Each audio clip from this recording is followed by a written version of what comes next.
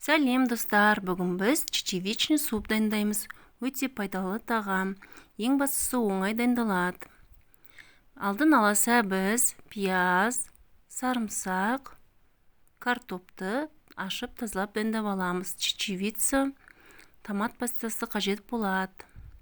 Енді осыларды біз турап аламыз.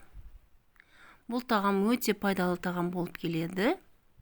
Жасап көріңіздер, уақыты да көп алмайды. Бәрін алдымен осылай турап дайындап қоямыз. Мен картопты да дайындап алдым турап, міне. Енді қуырамыз. Ыдысымызға кішкене сұйық май құйып, пияз, сәбіз, сарымсақты салып қуырамыз. Достар, каналым ұнап жатса, лайк, тіркелу, қоңырау басуды ұмытпаңыздар. Міне салғаннан кейін жақсылап қуырып аламыз. Одан кейін томат пастасын үстіне салып, тағы да кішкене қуырып аламыз, араластырып. Қуырып алғаннан кейін менде дайын сорпа болды. Соны мен үстіне құйдым. Сорпаның орнына негізінде суда құйсаңыздар болады. Бетін жауып қайнатамыз. Қайнағаннан кейін картопты, чечевицаны салып, бетін жауып, тағы да қайнатамыз.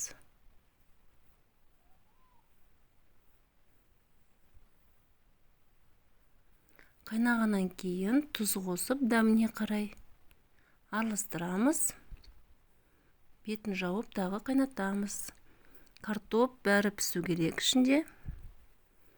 Міне, алып тексереміз. Бәрі піскеннен кейін, міне дайын болды. Астын өшіреміз. Тамағымыз дайын. Енді осыны алып блендермен пюре жасаймыз. Мен бір келкі пюре қылып осылай езгілеп алдым.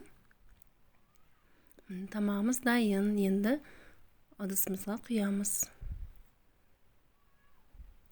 Міне құйдым. Мен үстіне кішкене сливки және нан сухарийін салдым. Қасына лимонмен бердім. Ас болсын, дайындап көріңіздер. Өте пайдалы тағам.